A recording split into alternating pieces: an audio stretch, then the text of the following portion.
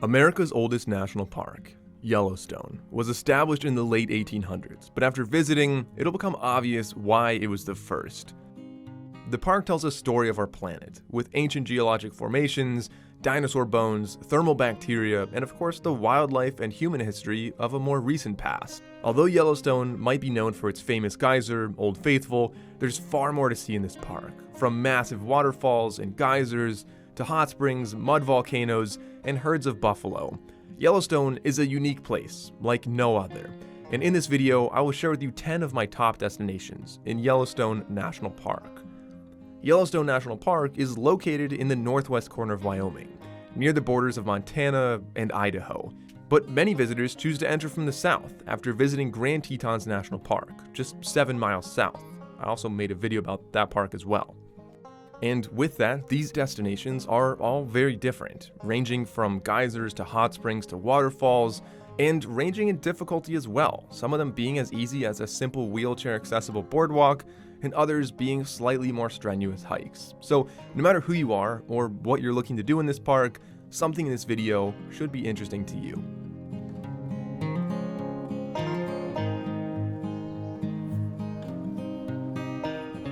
Destination number 1 is Kepler Cascades, and if you're entering the park from the south, is one of the first little stops. This is a quick pull-off and is just a simple boardwalk, although if you're afraid of heights, I don't recommend this. This is incredibly high up, overlooking the Firestone River, and being about 2 miles south of Old Faithful Village, it really makes for a nice little pit stop here on the way into the park.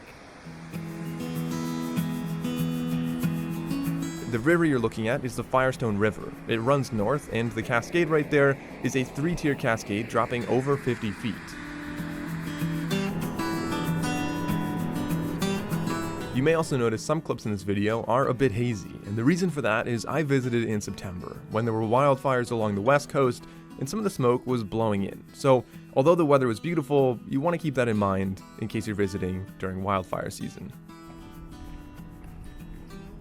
For destination number 2, we're going to head over to the Grand Canyon of Yellowstone, which is home to the Yellowstone River, and in it, 3 major waterfalls. Of these 3 waterfalls, we're going to go to the largest in the park, which drops 308 feet as the Yellowstone River rushes through a massive amount of water. Now, this hike is an incredible hike with some amazing views, not only of the canyon, but also of the waterfall and the river, and if you're lucky, some wildlife as well. Now, this hike is not especially easy. It is rated as a moderate hike with some serious elevation change. There are staircases and railings, but it's still not going to be an incredibly easy hike.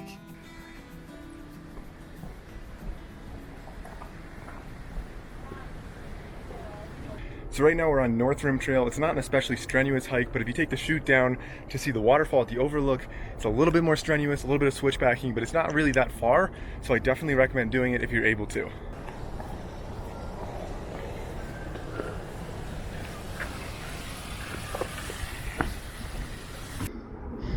We're going down there. Now, there are many different trails that you can go to view the lower falls in Yellowstone, one of which being Brink of the Lower Falls Trail, but what I usually recommend for most people is actually Lookout Point. Now, Lookout Point is a 0.15 mile round trip with only about 25 feet of elevation change, making it a very easy and very accessible trail. But for those of you looking to do a little bit more, there's actually a little side trail that brings you down to an incredible lookout right down in the canyon that you can see not only everything in the canyon, but also a very unobstructed and really incredible view of lower falls in Yellowstone. Now, this hike is going to be a little bit more strenuous if you go this way, and keep in mind, Yellowstone is already over 7,000 feet in elevation, so if you're not acclimated to the altitude, this could be a little bit more strenuous, but I certainly thought it was worth it.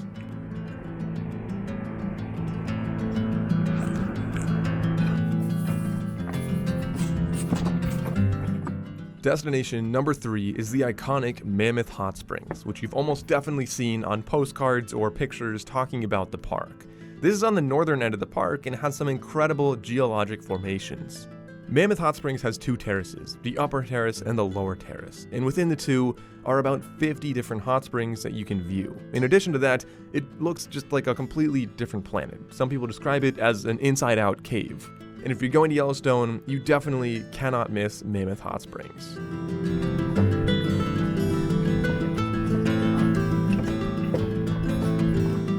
Destination number 4 is a more generic destination, being Grand Loop Road, where you can look at the geysers in the morning, stop and watch the wildlife such as the buffalo, but be sure to please respect the wildlife. I've seen people while you're here running out and trying to feed the buffalo or get too close to them.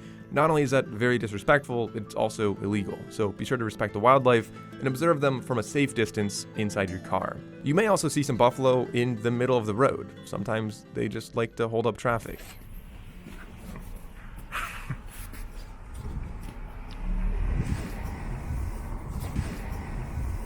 A little bit more.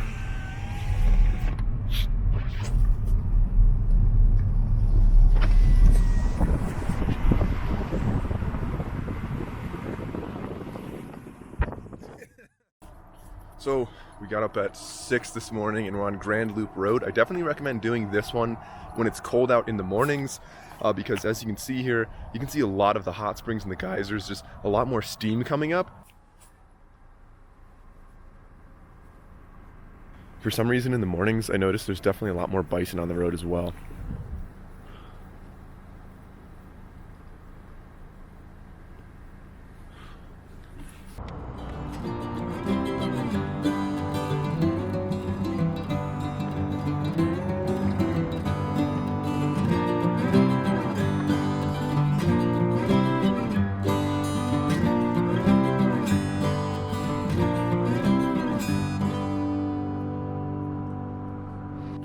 So just a short drive from Yellowstone Lake, you can get out to Mud Volcano here. It's a relatively easy hike, and there's a lot of really cool things to see. So the first one is obviously a mud volcano, and besides smelling bad, it actually looks really cool.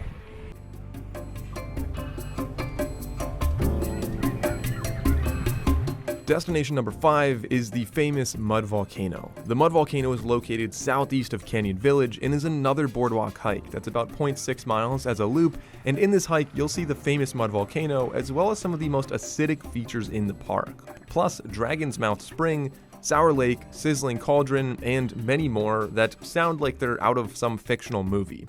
This is an easy hike, but be warned that it smells bad. This is thanks to the sulfuric gases rising from the ground. Although it's not dangerous to visit there, it is something that you want to be aware of before you go. Yellowstone is a massive volcano, often referred to as the Yellowstone supervolcano, and much of the park sits above this Yellowstone hotspot, from which magma floats toward the surface and heats pockets of water and gas, which creates the geysers that you see throughout the park. But don't worry, geologists studying Volcano say it's unlikely we'll see a major eruption in the next couple hundred years.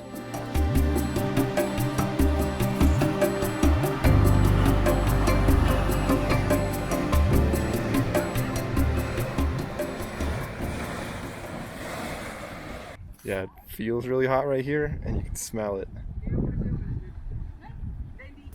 Definitely would not want to jump in that. Moving on to something a little bit more familiar and getting away from the hostile environments of acidic volcanoes, Yellowstone Lake is destination number 6. It's easy to get swept away with the views of geysers, but Yellowstone Lake is a beautiful destination in itself. Located at 7,700 feet above sea level, Yellowstone Lake is the largest high-elevation lake in North America. It's also home to the largest population of cutthroat trout, which originated in the Pacific Ocean. This has puzzled scientists for decades, as the lake drains into the Atlantic Ocean with no streams connecting it to the Pacific. The water remains cold year-round, so I don't recommend trying to swim.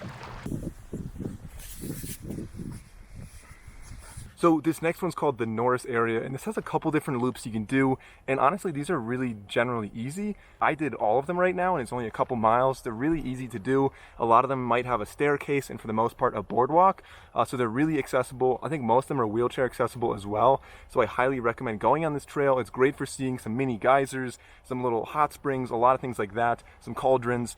So you'll see that in a second. I recommend doing this around sunset because it looks really cool. I'm going to show you a clip in a minute where the hot springs kind of look like they're on fire. So in destination number 7, the Norris area, there are 2 main loops. The first loop being the Porcelain Basin and the second one being the Back Basin. Now, the Porcelain Basin loop is about 1 mile long, and it's an easy boardwalk hike that gives you, again, a very Yellowstone experience. And along this hike, you'll see countless different pools with many different colors. In these pools, you'll see rainbows of vibrant colors thanks to the microorganisms living here. Each temperature range is ideal to a different group of microorganisms, and therefore, the colors sort of act as a living thermometer.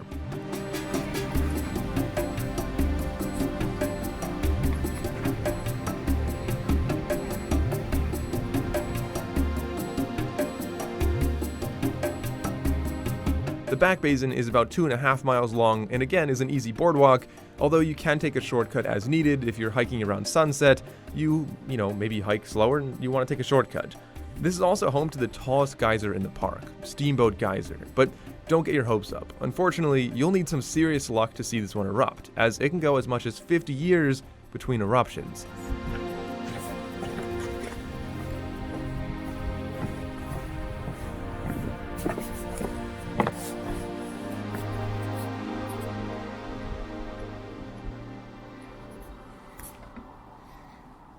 And the best part about coming here in September is the climate is actually really nice. It's a little bit cold at night, like I said, goes down in like the high 30s, but even around dinner time, maybe 7 p.m., it's still really nice out. It's probably like 70, maybe 75 right now. It gets up to like 80, but most of the heat is later on in the day, so you have great hiking. And of course, no tour of Yellowstone will be complete without visiting the famous Old Faithful Geyser. And of course, these are very regular, which is why it's called Old Faithful. You can predict exactly when the geyser is going to go off. But be warned, if you go earlier in the morning when it's cooler out, you're more likely to see a geyser of steam, and it's a lot harder to actually see the water. So going to Old Faithful in the morning was cool, but at the same time, there was just so much steam that it was really hard to see anything. It was also a little bit colder out there, so if you're waiting for a long time, I mean, the good thing is you're beating the crowd by going earlier in the day, but it's a little bit of a trade-off.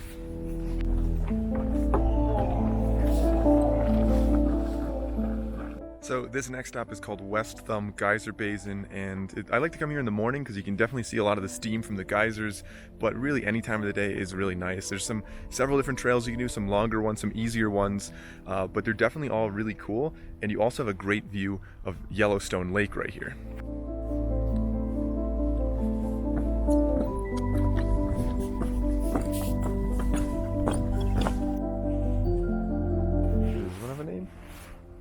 Bluebell Pool.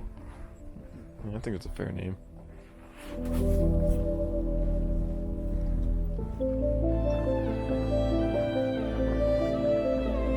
So you might not be able to see it in this video right here, but way up there, there's another geyser.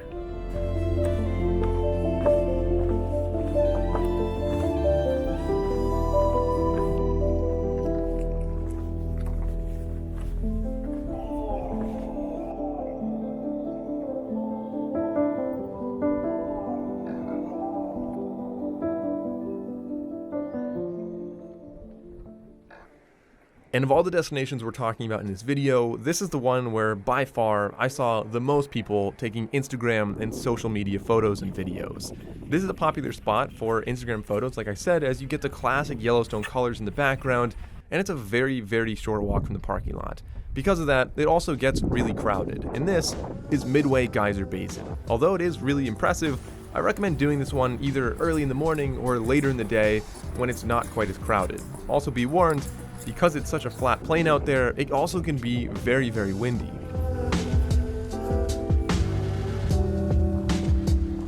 So that's all for our trip to Yellowstone National Park. Please leave a comment below with any other destinations that you really enjoy in the park. If you enjoyed the video, consider liking and subscribing. Thanks for watching. We'll see you next time.